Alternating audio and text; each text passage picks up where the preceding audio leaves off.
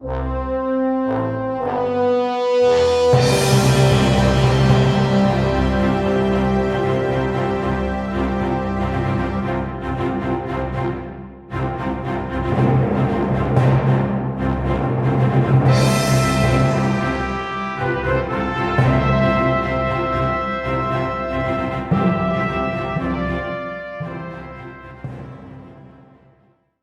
live tier two cities, like working in the the metros, or maybe the Bangalore, or maybe so that just because of the the financial factor, right? So they get paid good, but if you're able to pay them good while they being near to their home or in their home only, and at the same time giving them the opportunity to work on the latest technologies so that they don't lag behind the rest of the Correct. world.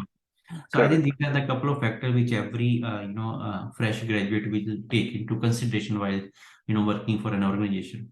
Oh, wonderful. I'm just curious about that infinitism, Infinitism. infinitism. Okay. Is Yes. there any URL that you want to share? I've Yes. not heard it before, so. Oh, yeah. Actually, I mean, one beautiful thing is that I've seen organizations, I've seen, I mean, spiritual paths who just go end up having, aiming for big number of, I mean, followers, right? Mahatreya has been that way, an implementer of what he teaches. And then he ensures that we, following him, implement these things. And he's not a big fan following of, large numbers. So it's called Infinitism, www.infinitism.com. Mahatreya, if you Google in, you will get all his videos, fantastic videos. I mean, definitely suggest everyone to So start I'll following just him. repeat it. Is spelled INFINITHEISM. Yes, exactly. Infinitism Mahatreya. My profession, if I have hobnobbing with politicians, talking to politicians, going to political meetings, understanding politics, there's nothing greater than that. How people behave with power, what people do with power, how people get power. Because after all, with all the money, the next step is people want power. So when people have power, how are people with power?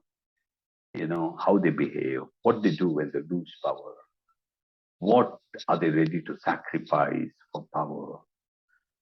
And what do I do if I have some power? That's beautiful. I think I've learned a lot. Nothing can match that learning. So what is it that you're doing now, Philippe? What, of course,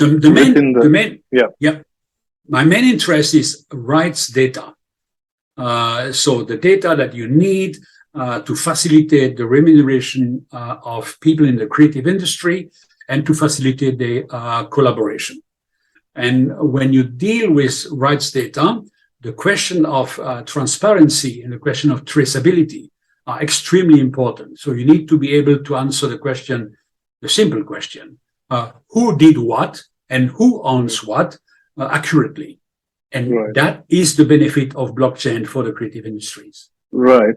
And when you say creative industry, it's everything, including art, music, movies, games, gaming, TV, film, photography, and also, let's face it, scientific work and education.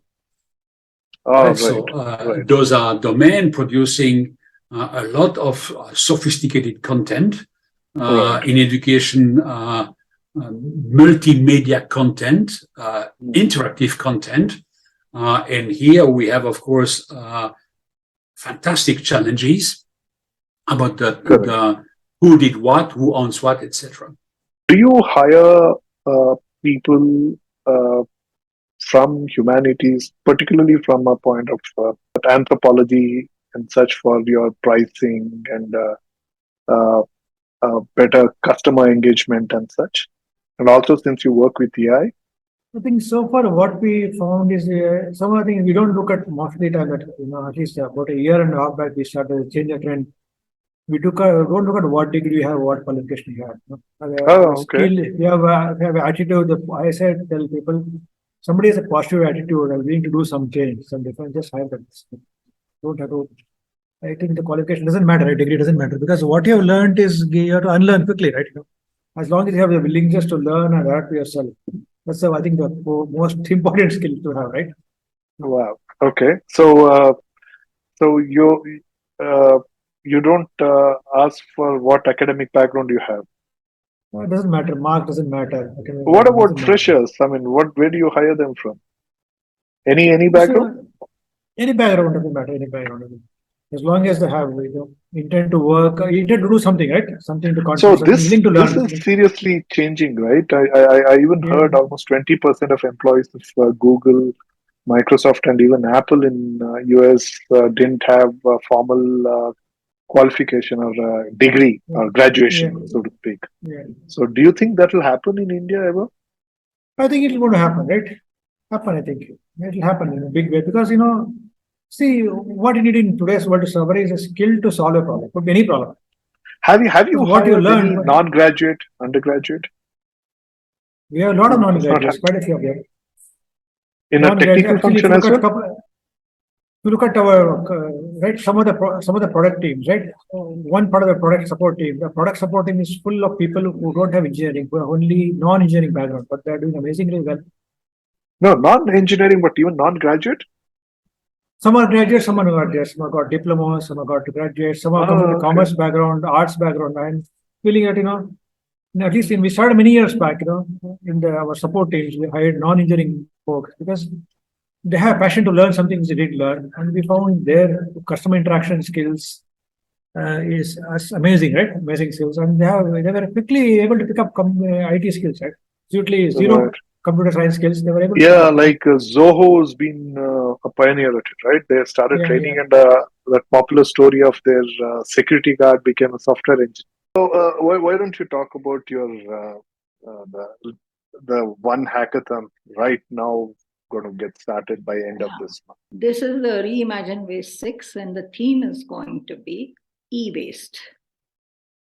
There is a huge informal sector which is working in collection of e-waste, dismantling of e-waste, and then channelizing to various recycling procedures and units, and extracting rare metals, precious metals, gold, all that from that. So no e-waste is really waste. But the way they do the dismantling is heart-rending. They look at, take compressors and all that and hit it with a hammer. All the gases and the things that they come out of, they breathe that. And they put their hands into all sorts of things to remove this and remove that and then take. Dismantling is very dangerous the way they do it. And then, of course, recycling. There are a few licensed recycling plants, Organized players, and all that, which are doing a good job. But, our collection is such that they don't really get channelized there. This informal sector is more efficient in getting the collections and then bring it to their own place. Mm-hmm. So even very formal corporates as such, when they have e-waste, they call a transporter who has the license to take e-waste. So they know that, they are doing the right thing. But where does he take? They don't bother. They take it to, the next, wherever place they have, the driver knows where to go and he takes it. So that's how they do it. So this thing is that we should make them more, work safer and better and all that. Bring in some solutions for the work that they are doing. In fact, they are doing a great job when compared to the rest of the, even the formal ones. Okay. But then we need to help them, bring them into the formal market somehow and respect the work that they are doing. And then that's what I would like to do. So this hackathon, we are partnering with Comet Cares, which is part of Comet K. Comet Cares, they have maker spaces and innovation hubs in 8 places in Karnataka: Mysore, Mangalore, Belgaum, Gulbarga, and 4 of them in Bangalore. So Comet K and their member colleges will get their students to come and create solutions for society in these hubs.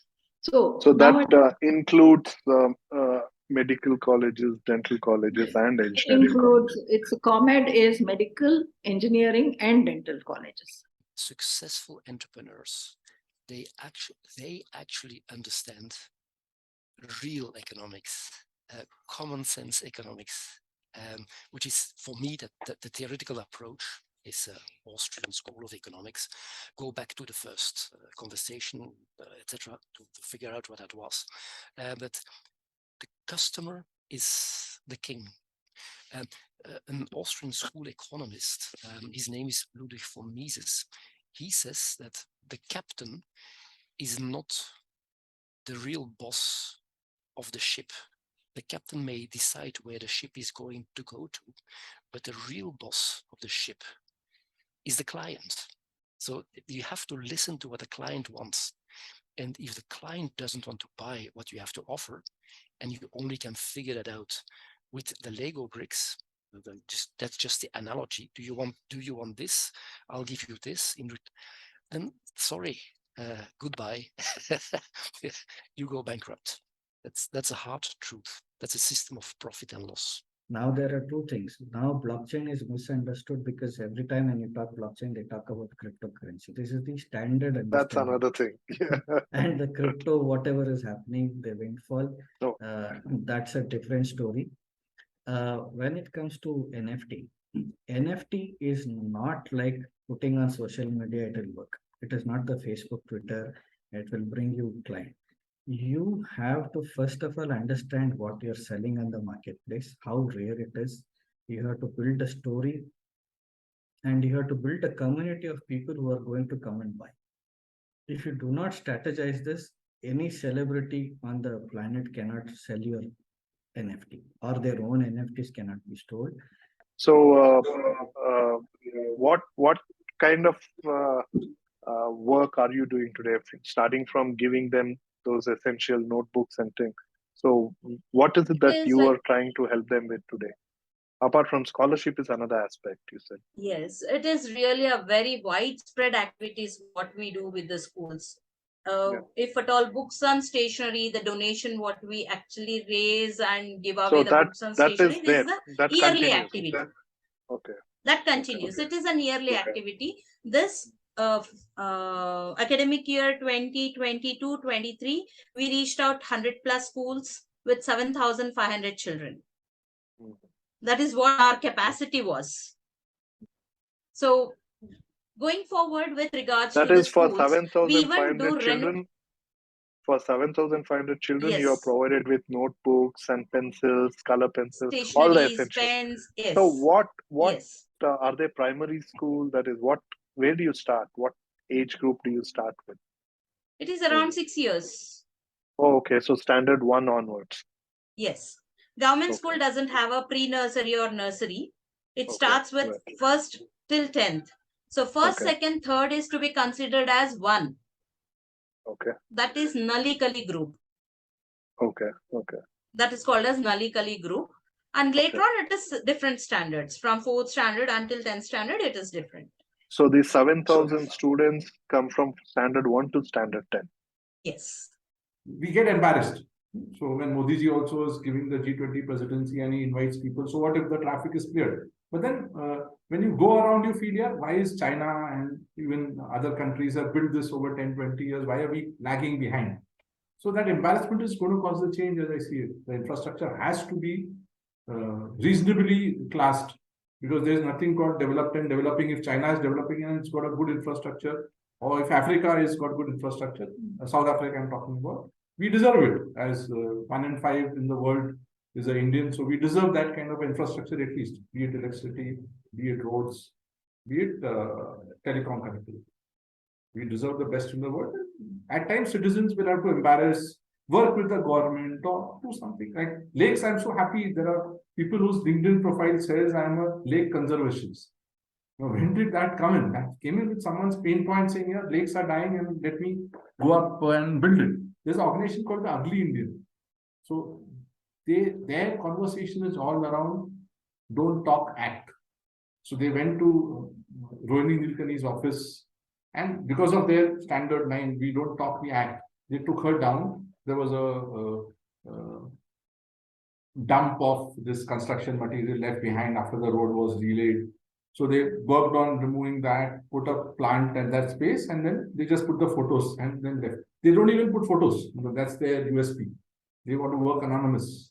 But they say, we are ugly, let's work, let's at least repair one spot instead of blaming the government all our life saying, government doesn't do this, government doesn't do this. And that's what the citizen action, which makes me that much more happy. That if someone is working on lakes, someone is working on clearing the beaches in Mumbai, he actually cleared the entire Dadar beach. And he's a famous guy now. So it's like karma bit. If you feel that something needs change, be that change. And the world will follow. You don't need to wait for others to follow. World will follow. Starting from our independence movement to whatever, you see, the world follows here. Someone is doing good, the world will follow. There are foreigners who've come and picked garbage with us or helped us clean our beaches in Tamil Nadu. Foreigners have come and from London Business School, and they have taken part in such projects and they've happily done it. So be the change is my recommendation, and change will come. We noticed there were some challenges, right? I did mention to you, I referred to something called the 3 myths of entrepreneurship. The first myth, the myth is called as build it and they will come. That is, many entrepreneurs think that they have something very unique that nobody in the world has. And, people are going to flock to them. It could be customers, it could be investors, just about everybody will flock to them, right? Yeah. That's the biggest myth. It is not going to happen. For every idea, I tell you, I've seen there are 10 other better ideas that we see in the world, and they're already in the market. So this is one myth I want to straight away debunk it, and then say, look, be more realistic.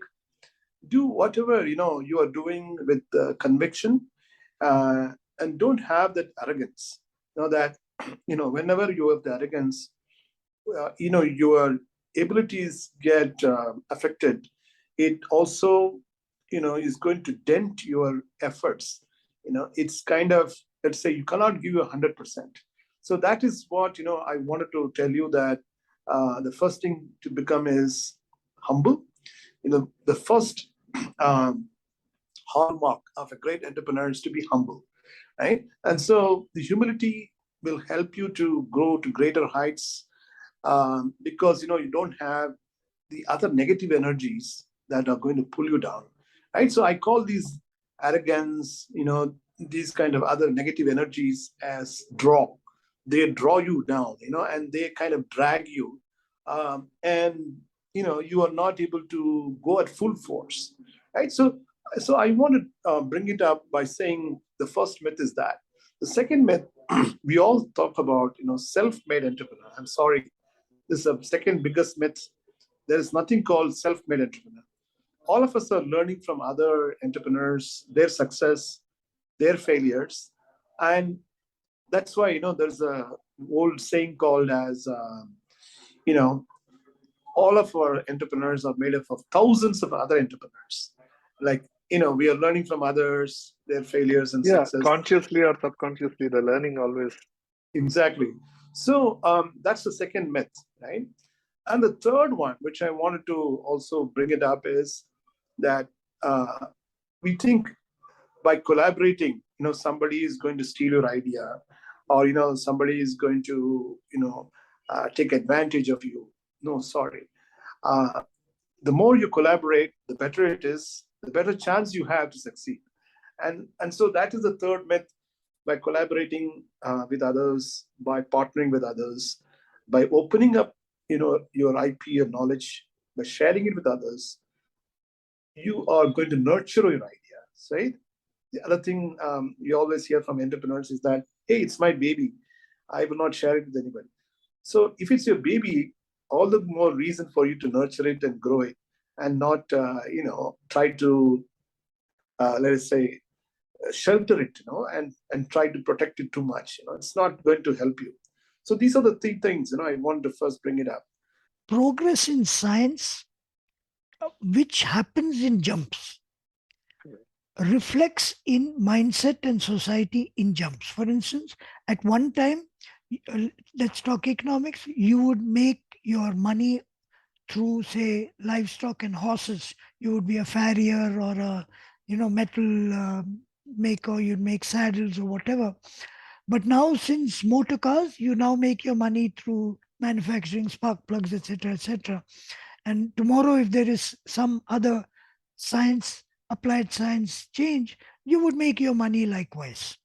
So Absolutely. if you Absolutely. so to that extent, there is a sequence in the change. To assume that change would occur through tech is wrong. To assume that change would occur through economics and politics is therefore wrong when it comes to what we see in universe. It starts with science and goes to applied science and then comes to society. And unless we understand that very, very clearly, our future predictions would go awry. Do you want to talk about what should entrepreneurs look at doing in this changing ecosystem, right? From how ONDC is building this infrastructure to the protocol to even facilitate the whole transaction. So you want to give one shout out to the entrepreneurs that what they can do about it for the future and for their own benefit as well. Totally. I mean, I think first and foremost, so the first thing we think about when we think about startup and entrepreneurship in India, I mean, given that they are now interchangeably used, those terms, we build a deck for investors, right? We optimize our entire time and our mind frame to think about these external people that will give us money to begin with, right? Stop that, right? I mean, first and foremost, stop that, right? Because you can build, if you are a builder, right? If you're a builder creator, you don't need much money in the network economy, right? You don't need to raise $1 million before you start moving your little finger, right? You just need to be able to buy enough food for yourself and your family and whatever, keep that going, right? So overall, in the network economy, if you're a builder, if you're a creator, if you're an entrepreneur, you can get started by filling in gaps where they exist, right?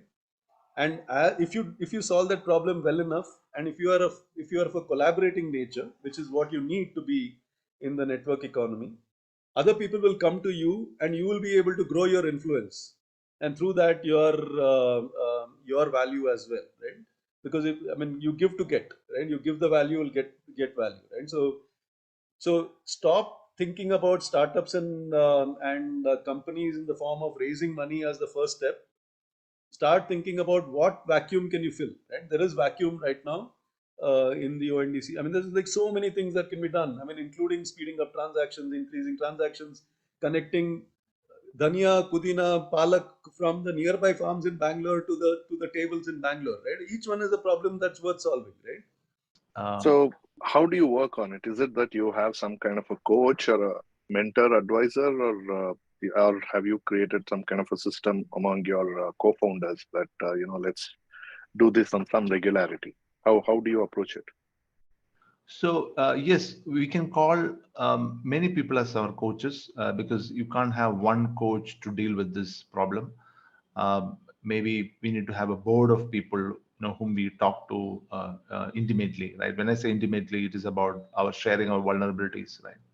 So most of the founders make this mistake of sharing only the vanity metrics to everyone and not sharing the vulnerability things, right? If I have to tell you like what's happening with me, then you'll be able to better assimilate the problem. If I just tell you, hey, everything is great and I'm going to do this, you may not be able to help me, right? Because I'm only sharing the vanity metric with you, not the vulnerability, right? So the moment I start realizing that you need to share your real problems with a very close set of people, then they act as a mirror for you and will tell you, hey, look at this, what you did. Look at the way you interacted with this person. Look at the way you consider your co-founder to be in what way, right? So they become a mirror, and sometimes they feel not sure to share with us, but when we really share like our vulnerabilities, they come back and share the truth with us. I mean, that is what we should be open to.